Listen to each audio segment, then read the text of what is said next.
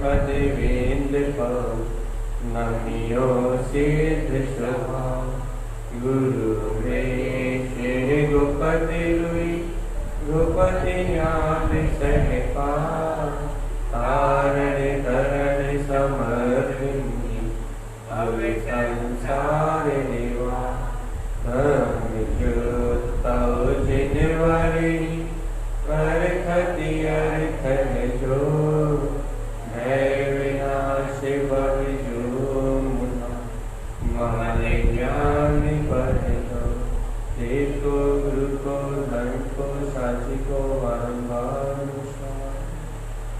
मंगलाचरण ओंकार वेदांति शुद्धात्मिकत्वं मैं मामि नित्यं तत्त्वार्थशास्त्रं ज्ञानमयं सम्यक्दर्शनेत्रं सम्यक् शरणं क्षेत्रनिरूपम्। बोलिए शरण शमय शुद्धात्म देवी की जय हो जय हो जय हो। आचार्य सद्गुरु तारकाचार्य जी महाराज जी की जय हो जय हो जय हो जय।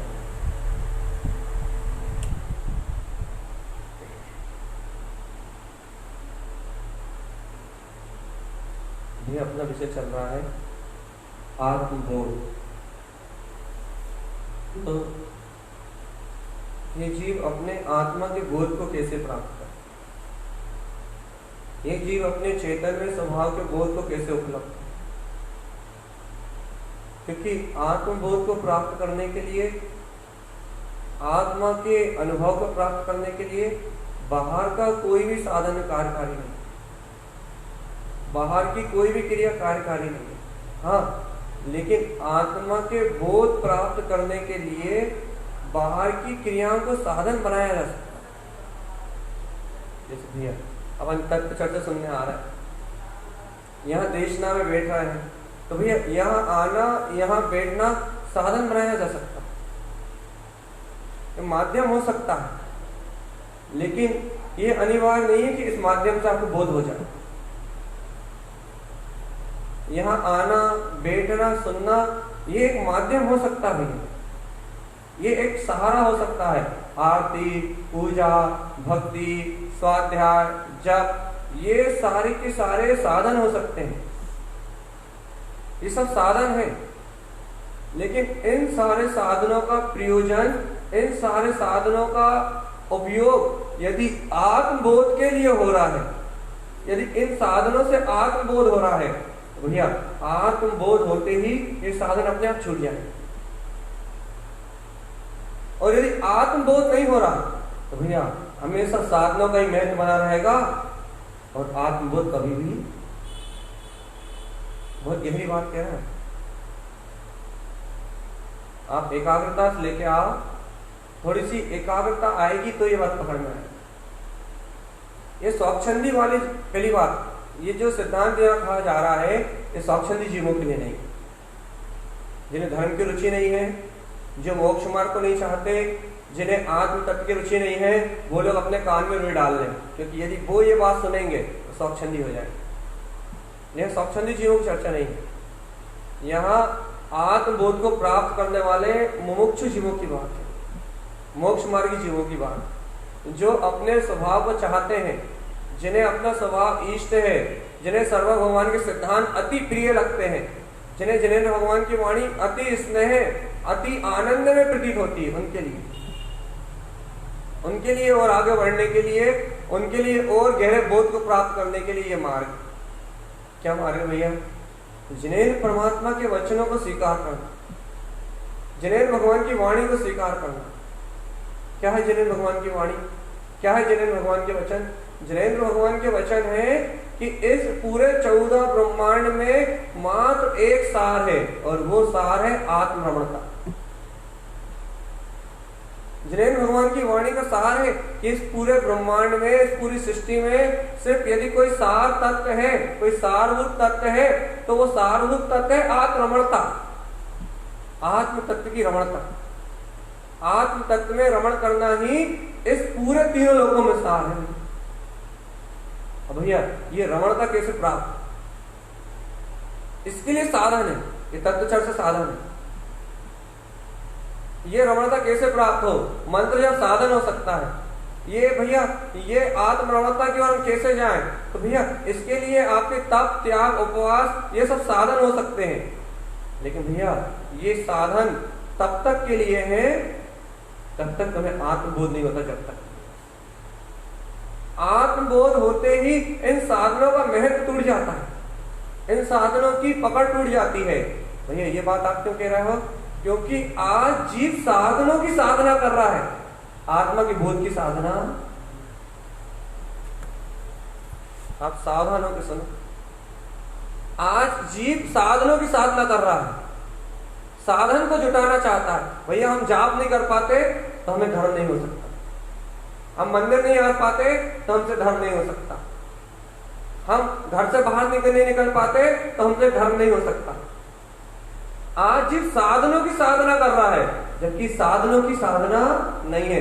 साधना है आत्मबोध को, अपनी अंतर आत्मा के बोध को प्राप्त करने की, कि मैं शुद्ध चेतन मात्र हूं, इस जग से निराला तत्व हूं।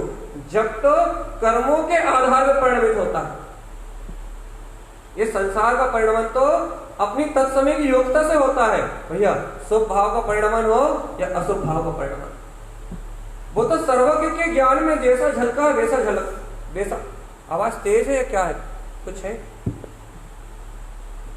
जैसा सर्वज्ञ भगवान के ज्ञान में झलका है, कर्मों का परिणमन तो वैसे ही होता है।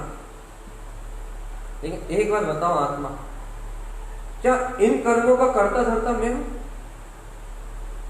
अरे भगवान, इस जीव ने व्यर्थ में इन कर्मों का भार अपने सर पे लाद के रखा, व्यर्थ में कर्ता बने की मानता से अज्ञानी मूढ़ बना हुआ इन कर्मों का भार अपने सर पे लेके घूम रहा है।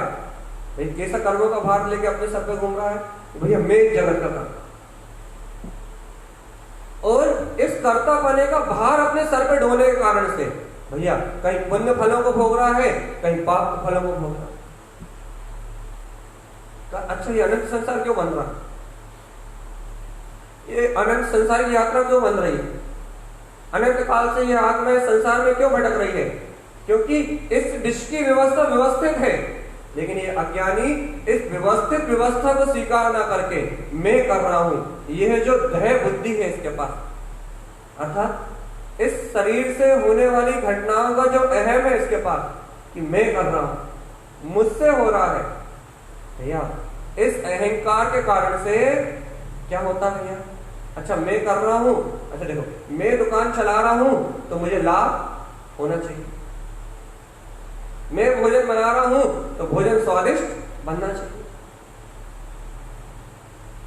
मैं गाड़ी चला रहा हूं तो गाड़ी अच्छी चलना चाहिए। यदि मैं कर रहा हूं तो फिर फल की इच्छा हुए बिना नहीं रही। यदि आप दुकान चला रहे हो तो मुनाफे की इच्छा हुए बिना नहीं रही। यदि आप भोजन बना रहे हो तो आपको अपना सम्मान पाने की इच्छा रहेगी। भैया अच्छा तो कहे कोई। यदि आप कोई काम कर रहे हो, यदि इस देह से होते हुए कोई क्रिया का आपको अहंकार है कि ये मेरे द्वारा हो रहा है, तो भैया आपको कोई ना कोई अपेक्षा, कोई ना कोई इच्छा, कोई ना कोई कामना, कोई ना कोई वासना उससे तुरंत जुड़ जाएगी।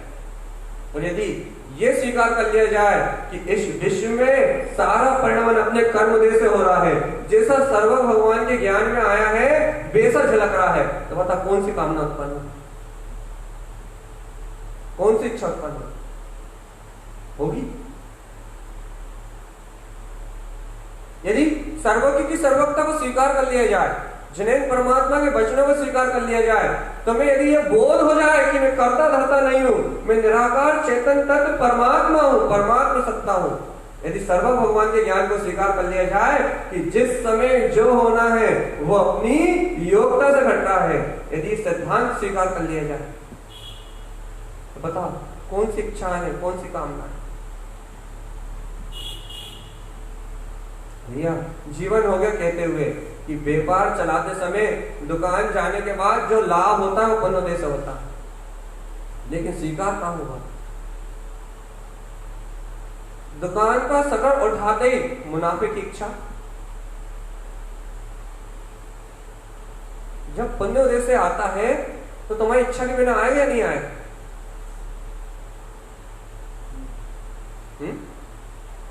क्यों नहीं आए? जब पुण्य उदय से प्राप्त होती है वस्तु, तो आप ये बताओ कि आप इच्छा करोगे तो प्राप्त होगी या पुण्य का उदय होगा तो प्राप्त होगी?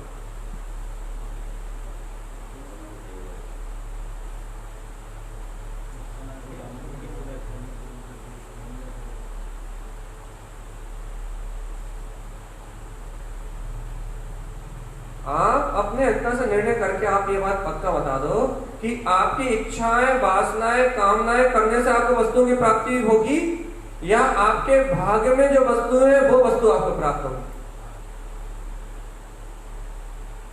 पक्का?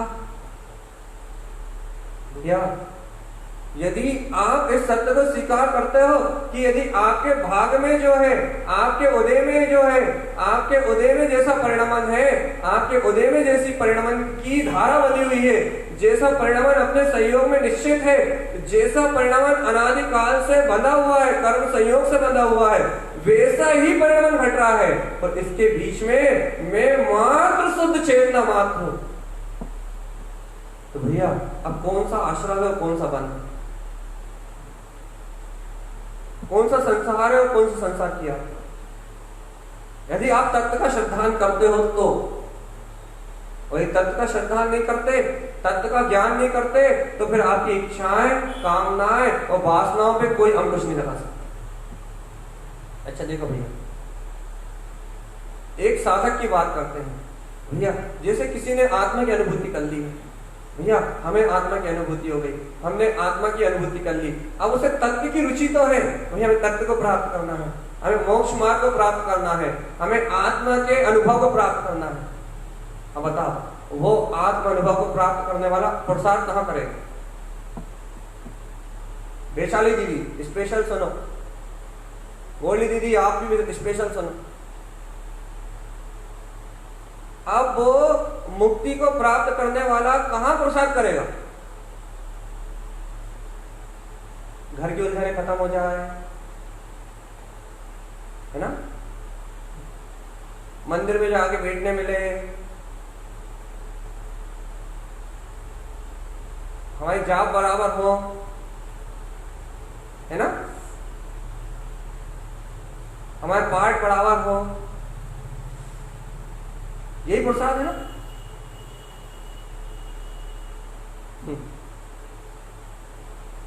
यही पुरुषार्थ है ना?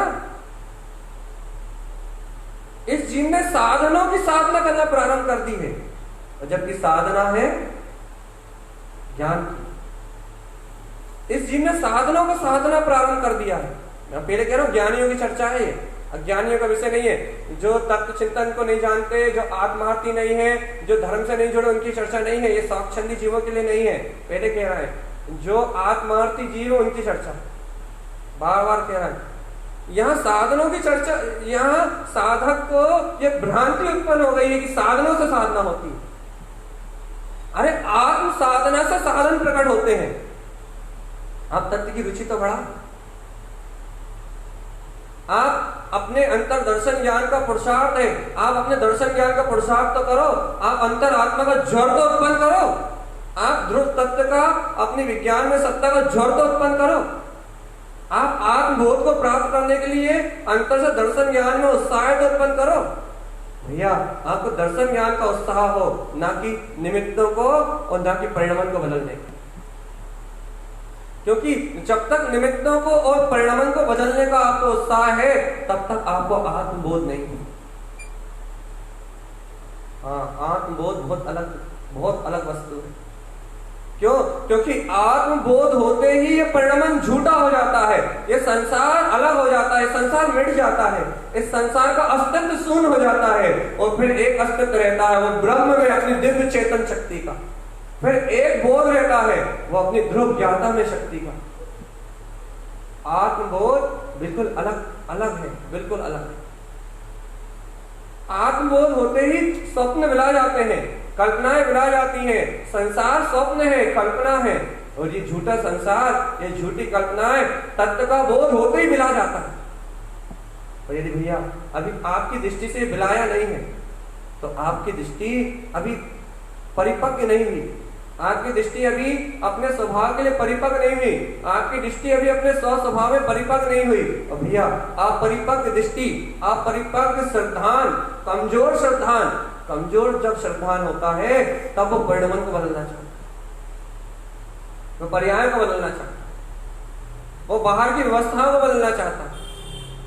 जब श्रद्धान कमजोर होता है, जब आस्था कमजोर होती है, जब जिनेन्द्र भगवान की वाणी का श्रद्धान में कचास होती है तो जीव परिणमन को बदलना चाहता है, पर्यायों को बदलना चाहता है, लेकिन भैया अपने उपयोग को नहीं बदलना चाहता। अब यह मुझसे कोई प्रश्न कर सकता है, भैया हम उपयोग को तो बदलना चाहते हैं, कैसे बदलना चाहते हैं भैया अपने उपयोग को? हम चाहते हैं कि घर गृहस्थी पुत्र परिवार में हमारा उपयोग ना लगे और हम शुद्ध उपयोग में लीन हो जाएं। हम यही तो चाहते हैं कि हमें तर्क चर्चा सुनने मिलती रहे, आत्म ध्यान करने मिलता रहे और बढ़िया आनंद परमानंद में हमारा जीवन बढ़िया जिन भगवान की वाणी सुनते हुए बीत जाए। हम यही तो चाह रहे हैं, हम कहाँ कुछ और चाह रहे हैं। ये देखो उपयोग पलटने के लिए भी दो मापदंड लगाए जाएंगे, बहुत अच्छे से सावधान। आपने भी अपनी भूमिका में सही बोला कि आप उपयोग को पलट के शुभ में ले जाना चाहते हो, शुद्ध में ले जाना चाहते हो। चलिए ये बता,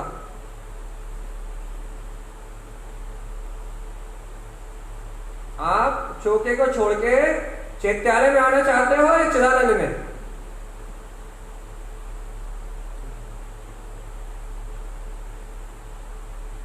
आप चौके को छोड़ के चैत्यालय में आना चाहते हो या चिदानंद में?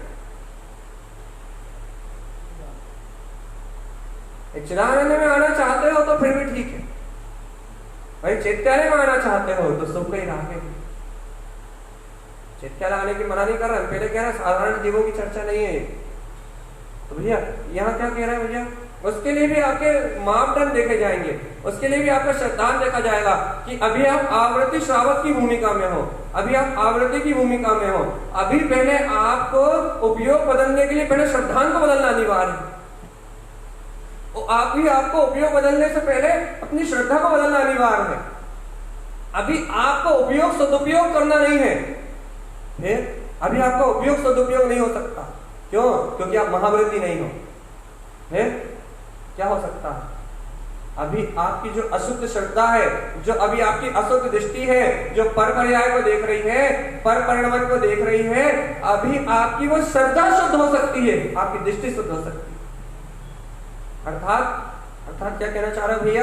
अर्थात अभी जिस परिणमन को आप स्वीकार कर रहे हो कि मैं परिणमित हो रहा हूं, मेरे साथ ये कर्मों की घटनाएं घट रही हैं, मेरे साथ ये संसार का परिणमन घट रहा है, अभी ये जो अज्ञान मानता आपको स्वीकार हो रही है, पहले अभी आपको इस अज्ञान मानता को धोना है कि ये पर्याय का परिणमन, ये घर गृहस्थी की अवस्था मेरे साथ नहीं चल रही। मैं तो जितेंद्रिय आनंद परमात्मा हूं, तो चिदानंद हूं, मैं इस पर्याय धारा में बहता।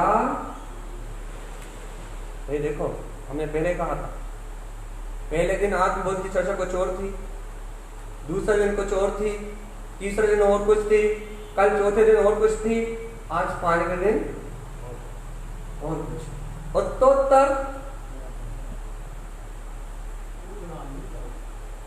देखो स्वभाव ऊर्ध्वगामी, स्वभाव ही ऊर्ध्वगामी है। पहले दिन रस लगाया था कि आप आओ, दूसरे दिन और सरल करा था कि और जल्दी खिंच के आओ। अब लेकिन आप आने लगे, अब तो भैया जो माल है वो ले जाओ, आए भैया अभी आपके लिए मूल में मूल है, अभी आपके लिए मूल में मूल है कि आपकी श्रद्धा क्या स्वीकार कर रही है, आपको अस्तित्व किस बात का लग रहा है, आप वजूद किसका महसूस कर रहे हो, अपनी ध्रुव निराकार चेतन शक्ति का या इस देह के घटने वाले परिणामन का। आपको अहंकार का है, आपको अहम का है, इस देह से होने वाली प्रवृत्ति का, इस मन वचन काय के साथ घटने वाली घटनाओं का। बताओ भाई काय का है, इस देह से होने वाली घटनाओं का है, इस मन वचन काय से होने वाली प्रवृत्ति का है। मन वचन काय की प्रवृत्ति बदल जाएगी या मन वचन काय की प्रवृत्ति मुझे बदलना है, इस प्रकार का अहंकार ही तो है अपने पास, और क्या है। जबकि जानते हो कि मन वचन और काय का परिणाम स्वयं सर्व भगवान भी, जैसा कर्म के उदय में लिखा है, जैसा कर्म के उदय में बंधा हुआ है, वैसा मन वचन काय का परिणाम होगा, उसे सर्व भगवान भी। लेकिन उसी क्षण, उसी समय, उस होते हुए परिणाम में तुम अपने भीतर तत्व को स्वीकार कर सकते हो, अपनी प्रतीति बदल सकते हो, अपने बोध को बदल सकते हो, उसे असत्य जान के, उसे क्षणभंगुर जान के, उसे विनाशिक जान के अपने स्वतत्व का बोध जगा सकते हो। लेकिन भैया ऐसा पुरुषार्थ करने की रुचि नहीं लगती, परिणाम बदलने की रुचि तो लगती है, पर्याय बदलने की रुचि तो लगती है, भावधारा को बदलने की रुचि तो लगती है, लेकिन अपनी श्रद्धा को, अपने ज्ञान को बदलने की रुचि नहीं लगती। अरे भगवान सुनो तो, लिख लो इस बात को, अज्ञान ही संसार को स्वीकार करता है, अज्ञानी ही संसार को स्वीकार करता है। ज्ञानी एक क्षण के लिए भी पर्याय जगत को, संसार को स्वीकार, जिस दिन आपकी पात्रता यह हो जाए कि आपको ये पर्याय जगत स्वीकारता में ना आए, उस दिन समझ लो आपको आत्मबोध हो गया। और जब तक आपको ये स्वीकारता अंतर जगत, अंतर आत्मा का अंतर जगत अनंत चतुष्टय सत्य नहीं दिख रहा और ये बाहरी जगत भ्रम भ्रांति नहीं दिख रही, जब तक ये समझो भैया अभी आत्मबोध नहीं हुआ है, अभी आत्मबोध सिर्फ भास रहा है, आत्मबोध सिर्फ भासना में आ रहा है। अर्थात आत्मबोध क्या होता है, ऐसा सिर्फ भाषित हो रहा है। आत्मबोध की अपन अभी क्या कहें, ये करो भाव भासना भर कर रहा है बस, अर्थात अभी अपन आत्मबोध की ओर अग्रसर हो रहा है, अभी आत्मबोध हुआ नहीं। क्यों भैया, आत्मबोध होने के बाद क्या होता है? अरे भैया आत्मबोध होने के बाद आत्मा ब्रह्म, अहम ब्रह्मास्मि, अपना आत्मा सत्य हो जाता है और संसार असत्य। यह आत्मबोध का सिद्धांत है। आत्मबोध होते ही आत्मा सत्य हो जाता है और संसार असत्य। भैया अभी हमें आत्मबोध नहीं हुआ, आत्मबोध को आगम की भाषा में सम्यक ज्ञान कहते हैं, लेकिन आप समझ जाओ इसलिए सम्यक ज्ञान को हम आत्मबोध का संबोधन दे रहे हैं। क्यों? क्योंकि आत्मबोध सरल बहुत सरल लगता है और सम्यक ज्ञान बहुत कठिन। तो भैया आत्मबोध होते ही ये संसार असत्य हो जाता है, ये संसार विनाशवान हो जाता है, ये संसार मृत हो जाता है, जड़वत होता है, जड़वत भाषित होता है और अपनी चेतन में शक्ति, अपना अस्तित्व, अपना स्वभाव, अपनी निराकार दिव्य चेतना वो सतरूप यथार्थ रूप प्रतीति में आती है। भैया परमात्मा स्वभाव मेरा स्वभाव, ये परमात्मा सत्ता मेरी सत्ता। भैया ये आत्मबोध को उत्पन्न करने की कला है। तो भैया आप क्या चाहते हो? इस चर्चा के माध्यम से मैं उन भव्य जीवों को चेताना चाहता हूँ जो अपने आत्मा के अनुभव को तो प्राप्त कर चुके हैं, जिन्हें तत्व की रुचि तो है, जिन्हें तत्व के प्रति अंतर की भावना तो है, लेकिन वो तत्व को न साध के साधनों को साधने के लिए आतुर है। मैं उन जीवों को जगाने की अंतर से भावना रख रहा हूं। किनको?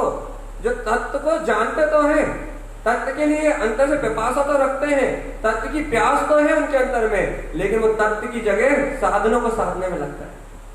और साधनों को साधने का विकल्प उनके चित्त में इतना गहरा है, साधनों को साधने की रुचि उनके चित्त में इतनी गहरी है कि वो साधनों को साधने में इतने अभ्यस्त हो गए हैं कि वो आत्मा को साधना भूल गए। भैया तुम जिसे साधना चाहिए उसे भूल गए हो। जो साधने योग्य है, जिसके साधने से साधन अपने आप उत्पन्न होते हैं, जिसे उपादान कहा जाता है, तुम उस उपादान शक्ति को भूल गए हो। इन पर्यायों में भ्रमित हो रहा है। तुम उस उपादान शाश्वत ध्रुव शक्ति को भूल गए हो, जो तुम्हारा स्वयं का उपादान है, जो तुम्हारी अंतर की चेतन शक्ति है, जो स्वयं शुद्ध बुद्ध परमात्मा है। तुम उस शुद्ध बुद्ध परमात्मा को भूल गए हो। साधनों को साधने की इच्छा, साधनों को साधने की रुचि, साधनों को साधने की जिज्ञासा तुम्हारी अंतर आत्मा का घात कर रही है, तुम्हारे ज्ञान का घात कर रही है।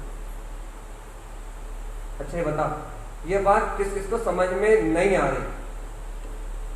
और यदि हाथ नहीं उठाया तो मैं आपसे पूछ लूंगा कि क्या समझ में आ रहा है। सही में पूछ लूंगा मैं किसी से भी। सबको समझ में आ रही है इसका मतलब? फिर से पूछ रहा हूं, ये बात किस किस को समझ में नहीं आ रही? सबको आ रही? सबको आ रही?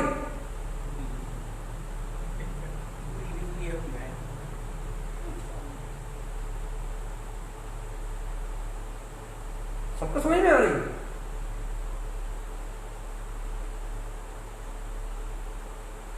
समझ में आ रही? हाँ या नहीं?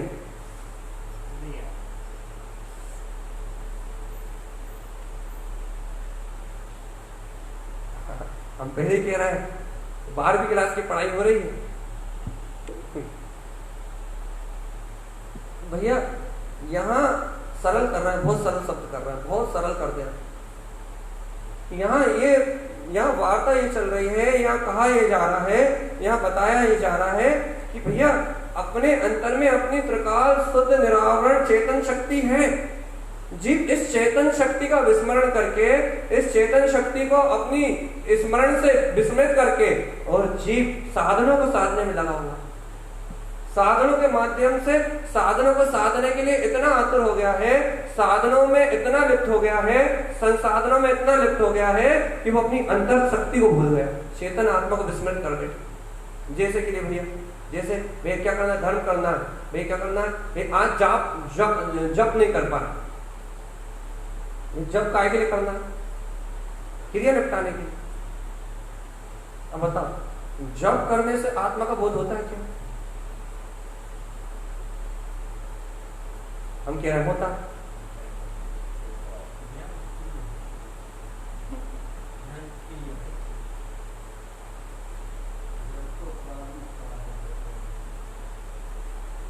आप तो ये बताओ, जप करने से आत्मा का बोध होता है क्या? नहीं होता। हम कह रहे हैं होता। फिर भैया वो जब आत्मबोध का ही साधन है, लेकिन जीव ने आत्मबोध को बुलाकर सिर्फ साधन जब जब अपना लिया है और आत्मबोध को छोड़ दिया।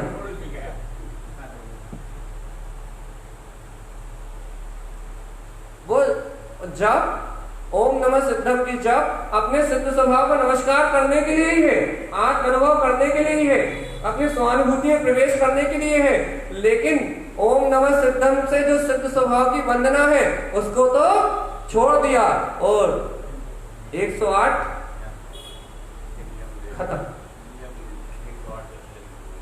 वो तो 2 मिनट में पता नहीं लगते कब होते।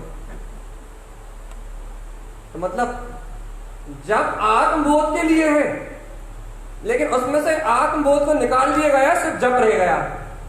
ध्यान आत्म अनुभव के लिए है, उसमें से आत्म अनुभव निकाल दिया गया, सिर्फ ध्यान रह गया। स्वाध्याय, चिंतन, मनन ये सब आत्मबोध के लिए है, तत्व के जागरण के लिए है, लेकिन इसमें तत्व गौण कर दिया गया है और सिर्फ क्रिया क्रिया रह गई है। इसका नाम है पागलपन।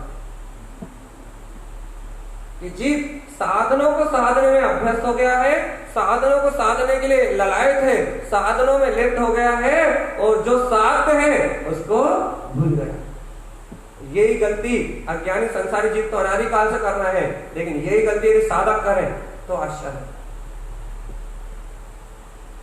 यही गलती यदि आत्म अनुभव करने वाले करें, यही गलती गुरुदेव के शिष्य करें तो आश्चर्य होता है। क्या अपने लिए थोड़ी ना ये गलती है, अज्ञानियों के लिए है ये गलती, संसारी जीवों के लिए है ये गलती, अपने लिए थोड़ी ना ये गलती, अपने लिए थोड़ी ना ये गलती। अपन तो जानते भैया कि दर्शन ज्ञान का स्वभाव में परिणमित होने का नाम मुक्ति है। अपनी श्रद्धा ज्ञान की शक्ति का स्वभाव में पलटने का नाम मुक्ति है।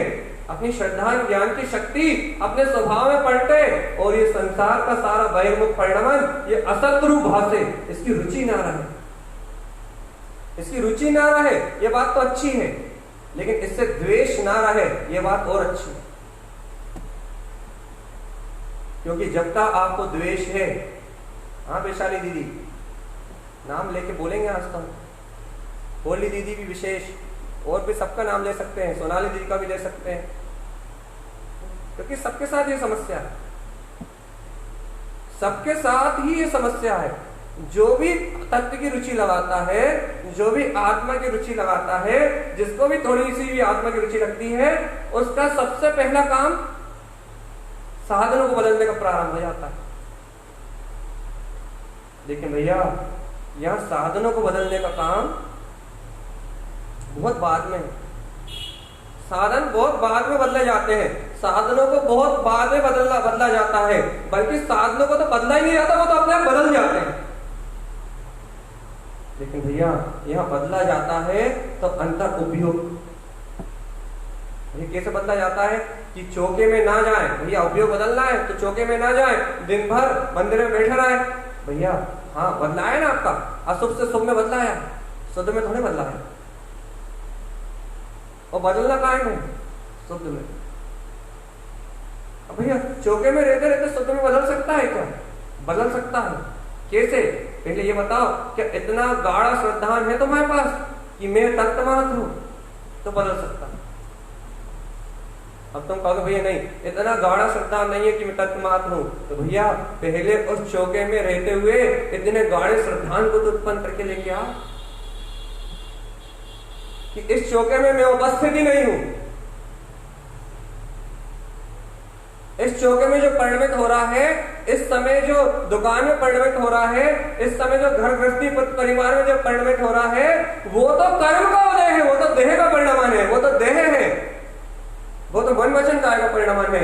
मैं तो यहाँ प्रवेश ही नहीं करता, यहाँ मेरी सत्ता ही नहीं आती, यहाँ मैं परिणमित ही नहीं होता, मैं तो सदैव इससे भिन्न भिन्न स्थाने स्थिति, मैं तो ऊर्ध्व स्वभाव में निमग्न, अपने ज्ञान स्वभाव में निमग्न चैतन्य तत्व परमात्मा ही है। श्रद्धान एक श्रद्धान है तो चौके में सदुपयोग हो सकता है, लेकिन जितना क्वालिटी का हम कह रहे हैं उतना क्वालिटी का चाहिए। तो आप कहो भाई इतना गहरा श्रद्धान ही नहीं है, तो भैया पहले इसकी सिद्धि करो। आप कह रहे हो कि इतना गहरा ज्ञान ही नहीं है, इतना गहरा आत्मा का बोध ही नहीं है, तो भैया पहले आत्मा का बोध जगाने का प्रसाद करो, क्योंकि पहले जो चाहिए पहले तो वही लाना पड़ेगा। ध्यान लगाने का समय तो सुबह आधे घंटे में भी ध्यान लग जाए, और 24 घंटे ध्यान में तो आप क्या, हम नहीं बैठ पा रहे,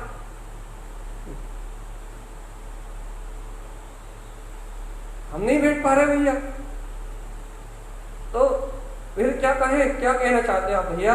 भैया हम ये कहना चाहते हैं कि संसाधनों का महत्व छोड़ा जाए और आत्म साधना का, आत्मा को साधने का अपने अंदर में लक्ष्य प्रगाढ़ किया जाए कि भैया इस समय पर्याय परिणमन को साधने की साधना नहीं है, ये चौथा काल नहीं है कि आप जंगल चले जाओ, आपके पास सहना न हो और आप निकल जाओ, चौथा काल नहीं भैया, ये पंचम काल है,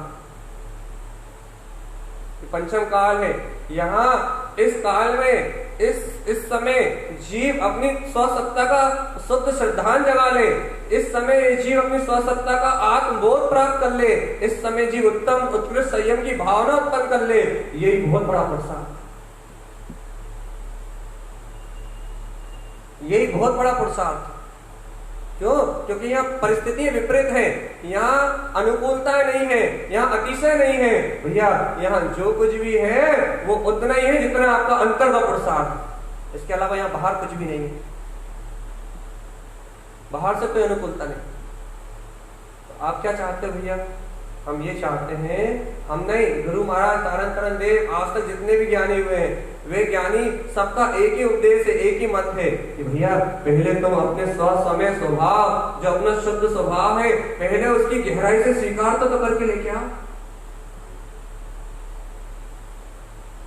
अंतर हृदय से, अंतर आत्मा से पहले अपने अनंत चतुष्टयमय वीतराग ध्रुव पद की गहरी स्वीकार तो लेके आओ कि वो परम सत्ता ही मैं हूं। ये विश्व तुम्हें एक कल्पना की भांति और कुछ ना लगे। ये विश्व, ये संसार, ये संयोग, ये पुत्र परिवार तुम्हें एक कल्पना की भांति कुछ ना लगे। ना इनमें प्रीति का भाव हो और ना द्वेष का। हम नाम नहीं ले रहे हैं। लोग कहते हैं कि हमें राग का भाव तो ना रहे, लेकिन द्वेष का भाव तो अच्छा लग रहा है।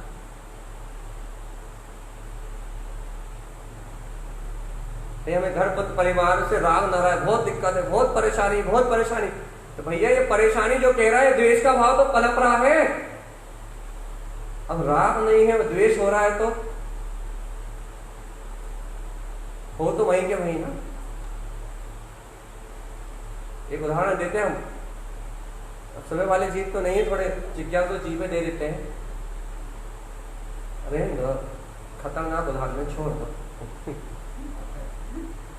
वे मतलब में उपद्रव लेकिन भैया चलो थोड़ा हल्का वाला देते हैं। जैसे कि किसी ने भैया क्या करा कि भैया आज हरि का त्याग कर दिया कि हम हरि नहीं खाएंगे। तो बता भैया, उसने हरि का त्याग करा है, हरि से द्वेष करा।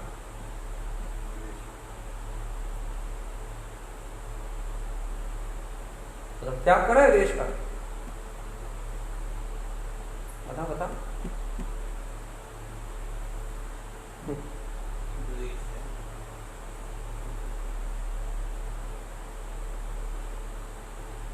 क्या करा? वीतराग का नहीं है तो द्वेष ही करा भी है। जायकपना नहीं है कि मैं करता ही नहीं हूं, मैं खाता ही नहीं हूं, हरि मेरे भाग में नहीं है, सिद्धांत की स्वीकारता नहीं है, तो राग नहीं किया, लेकिन द्वेष मैं नहीं खाऊंगा, द्वेष करा भैया, त्याग थोड़ा करा। त्याग की परिभाषा और कुछ भैया देखो, स्वाक्षणी जीवों के लिए चर्चा नहीं है, पहले बता रहा है। ऐसा नहीं है कि कान हम ऐसा पकड़ा रहा है तुम ऐसा पकड़ने की कोशिश करो, ऐसा नहीं पकड़ा है भैया। राग इसलिए हमने खतरनाक वाला उदाहरण नहीं दिया, वो दे देते तो कितने लोग स्वाक्षणी हो जाते हैं, इसलिए हमने वो दिया ही नहीं। तो भैया इसलिए यहाँ सिद्धांत ये सिद्ध करना चाह रहे हैं, हम यहाँ सिर्फ इतनी सी बात को सिद्ध करना चाह रहे हैं कि जीव को या तो राग में धर्म लगता है या द्वेष में धर्म लगता है, और राग और द्वेष में दोनों जगह धर्म वो यहीं के पलटता रहता है। शुभ और अशुभ, पुण्य और पाप, शुभ अशुभ, पुण्य और पाप, ये एक ही सिक्के के दो पहलू हैं जो वहीं के पलटते हैं और जीव को यहीं के भ्रमित करते हैं, जीव को यहीं के चकराते हैं, जीव को यहीं के घुमाते हैं, और जीव को अपने अंतर में विद्यमान शुद्ध चेतन का बोध नहीं होने देते। जीव को यह बोध रखते कि मैं जीव हूं, और जब तक जीव अपने आप को जीव मानता है तो कर्म संयुक्त दशा में मानता है कि करता मैं हूं, धरता मैं हूं, बनाने वाला मैं हूं, बिगाड़ने वाला मैं हूं, ये सारा परिणाम मेरे साथ हो रहा है, न्याय मैं कर रहा हूं, अन्याय मेरे साथ हो रहा है, या मैं अन्याय कर रहा हूं, न्याय मेरे साथ नहीं हो रहा। ये सारे विकल्प, ये सारी चिंताएं तब तक जीव के अंतर में जन्म लेती हैं जब तक जीव की दया बुद्धि, जब तक जीव की कर्ता बुद्धि, जब तक जीव की ममत्व बुद्धि इस संसार में एक में हो रही है, तब तक ये सारी आकुलताओं का जन्म। और यदि मैं आकर्ता अभोक्ता शुद्ध चेतन में आत्मा हूं तो बताओ मेरी निंदा है क्या, मेरी प्रशंसा है क्या? आज गुरु महाराज ने क्या कहा था? मान अपमान काहे रे?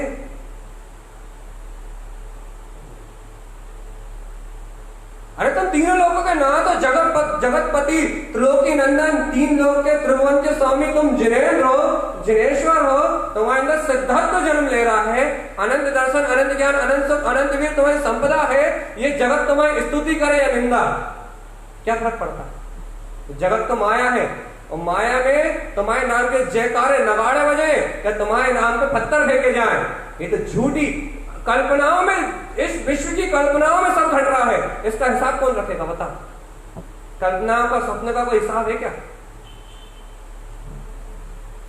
है कोई हिसाब? अपन काय के पीछे भाग रहा है? इसने बुरा कर दिया, इसने अच्छा कह दिया, यह हमारी निंदा कर रहा है, यह हमारी प्रशंसा कर रहा है, यह हमें अनुकूलता दे रहा है, यह हमें प्रतिकूलता दे रहा है।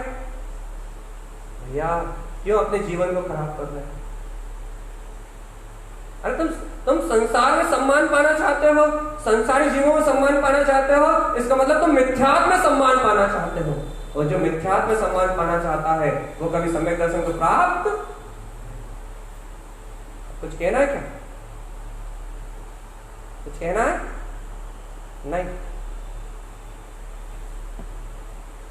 जो मिथ्यात्व से सम्मान पाता हो, जिसे संसार से सम्मान चाहिए हो, जिसे संसार में अपना मान चाहिए हो, भैया वो कभी आत्मा के अनुभव को प्राप्त नहीं कर सकता। इसे भूल जाओ, संसार को भूल जाओ, संसार के परिणमन को भूल जाओ, संसार की यात्रा को भूल जाओ। अरे एक तत्व की प्रतीति को, आत्मा के बोध को जीवन करो कि मैं तो बीतराग भगवान हूं। मेरी सत्ता में एक क्षण के लिए कोई हस्तक्षेप नहीं कर सकता, मेरी सत्ता में एक पल के लिए कोई हस्तक्षेप नहीं कर सकता। मैं तो त्रिलोकी नंदन हूं, ना मेरा मान से संबंध है ना अपमान से। एक बार अपने आप को जगतपति स्वीकार तो करो, त्रिलोकीनाथ स्वीकार तो करो। जिनेंद्रो जैसा जिन स्वभाव का धारी, एक बार अपने आप को जितेंद्रीय आत्मा स्वीकार तो करो, सारी भ्रांति अपने आप मिट जाएगी। भैया जगत स्वप्न से ज्यादा कुछ नहीं है, जगत भ्रांति से ज्यादा कुछ नहीं है। जगत में वो फंसता है जो इस भ्रांति को अपना मानता है, उसे आश्रम और बंद होते हैं। जो इस भ्रांति में अपना कर्ता भोक्ता स्वीकार करता है वो संसार की यात्रा करता है। और जो इस भ्रांति से अपने आप को मुक्त जानता है कि ना मैं यहाँ करता हूँ, ना यहाँ मेरा जन्म है, ना यहाँ मेरा मरण है, ना मैं इनका करता हूँ, ना मैं इनका भोगता हूँ, ना फिर वो पुण्य करता ना वो पाप करता। वो पुण्य पाप से परे है, और जो पुण्य पाप से परे है, पुण्य पाप प्रक्षालितम, जो पुण्य पाप से परे है वही आत्मबोध को प्राप्त करता है।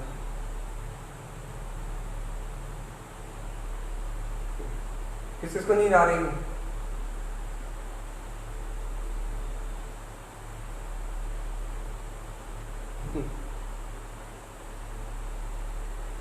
जो पुण्य पाप से परे है, जिसे पुण्य पाप से कुछ लेना देना नहीं है, जिसका पुण्य पाप से कोई संबंध नहीं है, भैया वो धर्मात्मा है। क्यों? क्योंकि धर्म वस्तु का स्वभाव है, धर्म आत्मा का चेतन में लक्षण है, धर्म धारण करने का नाम है। और चेतना को चेतना के अलावा कोई धारण नहीं कर सकता, चेतना को चेतना के अलावा कोई धारण नहीं कर सकता। अब जब तक चेतना को चेतना के अलावा कोई धारण नहीं कर सकता तो धर्म चेतना के अलावा और कहीं निवास नहीं करता। भैया अपना तो जीवन हो गया मंदिरों में, चैत्यालयों में, तीर्थों में, धर्म को ढूंढते ढूंढते। लेकिन भैया जहां वो निवास कर रहा है वहां कोई जाता ही नहीं, जहां वो बस रहा है वहां कोई जाने ही नहीं चाहता, जहां उस धर्म का निवास है वहां कोई आने नहीं चाहता। वो धर्म, वो आनंद, वो अनंत अतीन्द्रिय सुख, वो निराकार चेतन में सत्ता, वो ब्रह्म स्वभाव अभी अपने घट में बस रहा है। अपने घट में अंतरोन्मुख दृष्टि पलटना कोई नहीं चाहता, और सब भगवान बनना चाहता, सब मोक्ष प्राप्त करना चाहता। कोई भी अपनी दृष्टि अंतरोन्मुख पलटना चाहता नहीं है, अपनी दृष्टि अपने स्वभाव की ओर लेके जाना चाहता नहीं है। जिनेंद्र भगवान के वचनों को स्वीकार करके कोई भी अंतरोन्मुख होकर होना ही नहीं चाहता। देखना बाहर ही चाहता है, सुनना बाहर ही चाहता है, रुचि बाहर की चाहता है, और सब भगवान बनना चाहते हैं, मोक्ष जाना चाहते हैं। कैसे होगा भैया? मैंने कल भी ये विषय लिया था, एक कल की भाषा थोड़ी सरल थी। कल मैंने इस भाषा से कहा था कि भैया वासनाएं बह रही हैं, वासनाओं को अपने में रूपांतरित करो। कल ये शब्द थे, आज भी वही बात कह रहा हूं कि भैया अपने अंदर में वही चेतना है, सब उस चेतना को बहिर्मुख बाहर के साधनों में लगा के, बाहर की क्रिया में लगा के, बाहर के राग देश में लगा के, उस चेतना को पूरा बहिर्मुख लगा के सब भगवान होना चाहते, मोक्ष प्राप्त करना चाहते। लेकिन भैया जब तक वो चेतना अंतरोन्मुख नहीं होगी, उस चेतना का रूपांतरण अपने निज ज्ञायक स्वभाव के उपयोग में नहीं होगा, जब तक स्वयं के अंदर वो साक्षी भाव की भावना नहीं आएगी, जब तक स्वयं के अंदर में धीर भीर गंभीरता साक्षीपना उत्पन्न नहीं होगा, तब तक भैया आत्मा मुक्ति को प्राप्त नहीं कर सकती। सीधी बात है भैया, स्वभाव में जा नहीं रहा है और सिद्धत्व को चाह रहा है।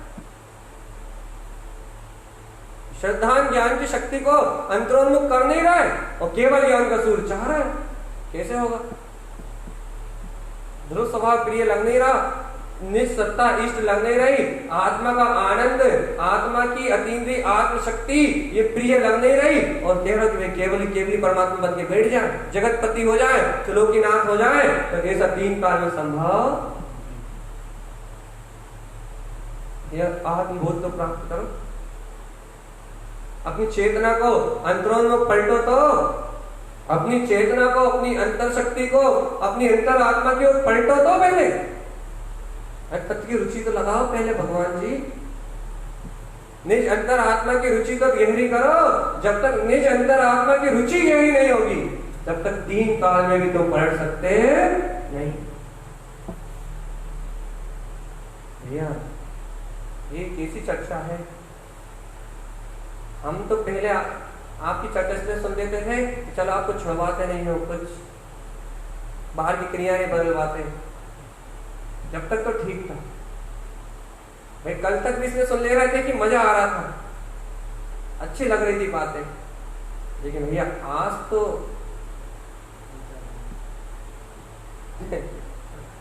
आप हमारे पीछे हाथ धो के पड़ गए। अब थोड़ी बहुत तो क्रियाएं हम करते हैं, अब आप उन्हें भी छोड़वाने लगे। ये हम अभी भी कहाँ छोड़ने के हैं? तो हम छोड़ने कहा कि आपसे अभी भी हमने आपको संसाधनों को छोड़ने थोड़ी कहा, अभी भी हमने अरे हमने नहीं छोड़ा, हम तक तो चर्चा कर रहे हैं। अभी भी हमें संसाधनों को छोड़ने थोड़ी कहा, तो फिर इन संसाधनों का भूत जो तुम्हारे सर पे बैठा हुआ है, उस भूत को निकालने के लिए कहा। और कर्तव्यपने का जो भूत बैठा हुआ है, कर्तव्यपने का जो अहम बैठा हुआ है, देह बुद्धि जो बैठी हुई है, उस देह बुद्धि को छोड़ने कहा है। जहां देह बुद्धि, कर्तव्य बुद्धि नष्ट हो जाती है, वहां तत्वबोध स्वयं ही हो जाता है, आत्मबोध स्वयं ही हो जाता है। और जहां स्वयं आत्मबोध होता है, वहां जीव उस क्षण ही मुक्त हो जाता है। उसे कल मोक्ष जाने का विकल्प नहीं है, वो तो मोक्ष जाएगा ही। उसने तो मोक्ष की हल पकड़ ली है, क्योंकि जो वर्तमान में अपने आप को मुक्त जानता है, जो वर्तमान में अपने आप को शुद्ध जानता है, जो वर्तमान में अपने आप को शुद्ध चेतना मात्र स्वीकार करता है, भैया वही तो पुण्य और पाप से परे है, वही तो संसार के बंधन से परे है। और जो अपने आप को बंधा हुआ मान रहा है, जो भी आपको अपने आप को संसारी मान रहा है, जो भी आपको पुत्र मान रहा है, अपने आप को पति मान रहा है, अपने आप को जो भी अपने आप को पिता मान रहा है, भैया जो अपने आप को भी संसार में मनुष्य मान रहा है, वो परमात्मा का पद है।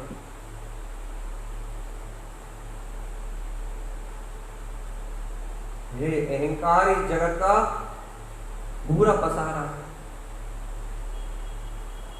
जब तक अहम है, पर का, पर्याय का, पर परिणमन का, तब तक ही संसार है। और अहम गलता है और आत्मबोध प्राप्त होता है।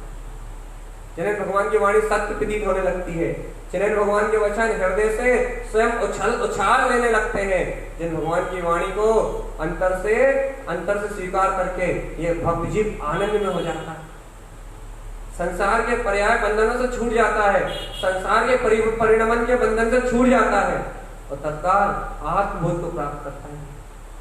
इस बोध की चर्चा कर रहे हैं, तत्वबोध। भैया ये जो आप तत्वबोध की बात करते हो, इसमें तो भैया आप बाकी सब चीज गुण कर देते हो और कुछ कहते ही नहीं हो। भैया एक बात बता, तत्व के अंदर तत्व के अलावा और क्या?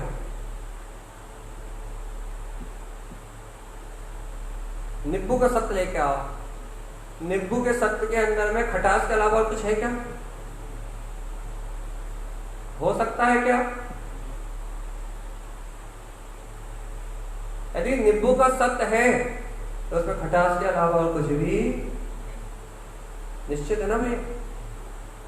ऐसे यदि आप तत्वबोध की बात सुन रहे हो, तत्वबोध की बात को आप अंगीकार करना चाहते हो, तो तत्वबोध में तत्व के अलावा और क्या रहेगा आप ये बताओ। तत्वबोध में तत्व के अलावा और कुछ भी नहीं है। जहां तत्व के अलावा और कुछ भी नहीं है वही तो तत्व का बोध है। और जहां तत्व के अलावा और कुछ है, जहां दो है वहां तत्वबोध, जहां दो है वहां भेद ज्ञान हो सकता है, लेकिन तत्वबोध नहीं हो सकता। भेद ज्ञान पहली सीढ़ी है, तत्वबोध आखिरी।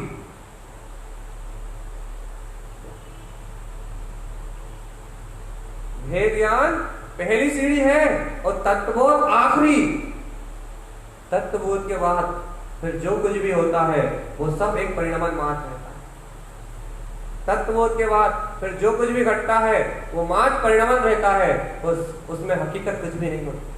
क्योंकि तत्व जिसके पास मात्र तत्वबोध हो भैया वो पूर्ण ज्ञानी है, अर्थात केवल ज्ञानी नहीं, आत्मज्ञानी। भैया ये बताओ आप कि है वास्तव में ऐसी तत्व की रुचि है? देखो समय बीत गया,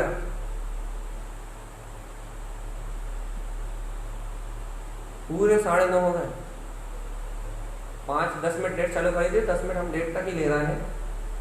लेकिन आप ये बताओ कि आपको ऐसे तत्वबोध की रुचि है या नहीं? देखो भैया एक बात होता है, इससे सरल चर्चा नहीं होगी आत्मा की श्रद्धा जगाने की।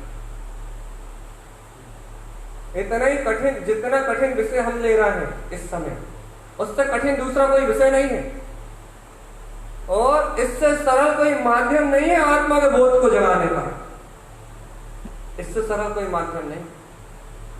यहाँ ना कुछ करना है, ना कुछ धरना है, ना कुछ बनाना है, ना कुछ बिगाड़ना है। जो कुछ भी हो रहा है वो अपने कर्मों के वजह से हो रहा है। जो कुछ भी परिणाम घट रहा है वो सर्व भगवान के ज्ञान में जैसा आया वैसा घट रहा है।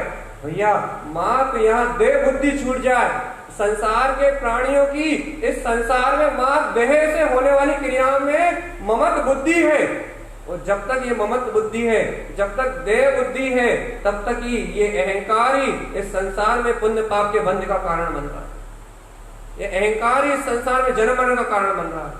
और जहां ये कर्ता पने की देह बुद्धि मिटती है, जहां इस मैं पने का भाव, इस देह से होने वाली क्रिया में मैं पने का भाव मिटता है, वहां संसार की क्षुधा अपने आप मिटने लगती है। हमने उदाहरण यहीं से दिया था कि यदि आपको ये मैं पना है कि मैं दुकान खोलता हूं, तो आपके पास उसमें कितना लाभ होगा ये इच्छा अपने आप ही उत्पन्न हो जाएगी। और यदि कर्म उदय से दुकान खुलती है तो भैया जो भाग में होगा वो ही आएगा। कितना अंतर हो गया। अहंकार मिटा, इच्छाएं खत्म। अहंकार मिटते ही इच्छाएं मिट जाती हैं, अहंकार मिटते ही वेदनाएं मिट जाती हैं, अहंकार मिटते ही कसाएं मिट जाती हैं। जीव अहंकार को भर नहीं मिटाना चाहता। जीव से बोल दो करोड़ों दान कर दे तो दान कर सकता है, लेकिन अहंकार को नहीं मिटाना चाहता। और जब तक इन परंपराओं का अहंकार नहीं मिटाएगा, इस देह का अहंकार नहीं मिटाएगा, मैं पति, मैं पुत्र, मैं परिवार, मेरा धन, मेरी संपत्ति, मेरा कुटुंब, मेरा कबीला, मैं सुखी, मैं दुखी, मैं इस संसार का कर्ता, मैं इस संसार का भोक्ता, तब तक इन कर्मों का भुगतान करता रहेगा, पुण्य पाप का आश्रय और बंद करता रहेगा। और जहां अपना अहंकार छोड़ देगा और जिन भगवान की वाणी को स्वीकार कर लेगा, जिन भगवान के वचनों को स्वीकार कर लेगा, भैया मैं तो शुद्ध चेतन मात्र हूं, इस जगत का परिणाम तो अपनी व्यवस्था से व्यवस्थित चल रहा है। जिस दिन ये सत्य अंतर से स्वीकार हो जाएगा, उस दिन ये जीव इस शरीर सहित चलता फिरता सिद्ध हो जाएगा, चलता फिरता सिद्ध।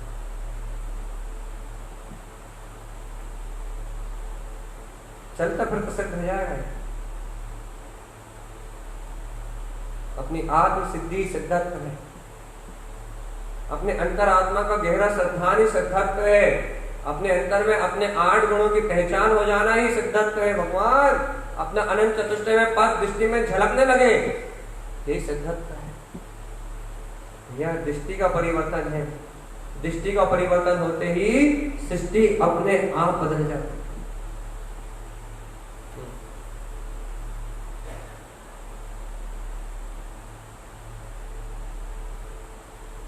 कैसा महसूस कर रहा है यहाँ बैठ के? ब्लड प्रेशर हाई है या कम? नॉर्मल है?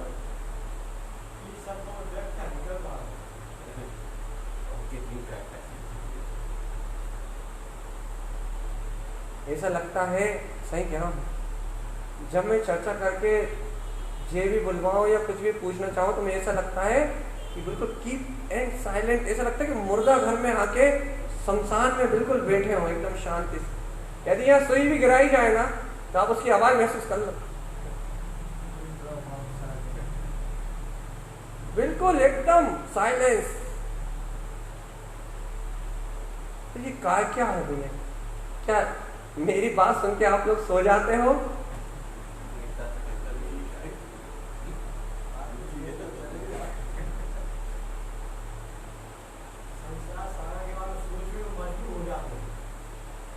वही मुझे ऐसा लगता है, या तो आप मेरी बात सुन के यहाँ सो जाते हो या कहीं और खो जाते हो।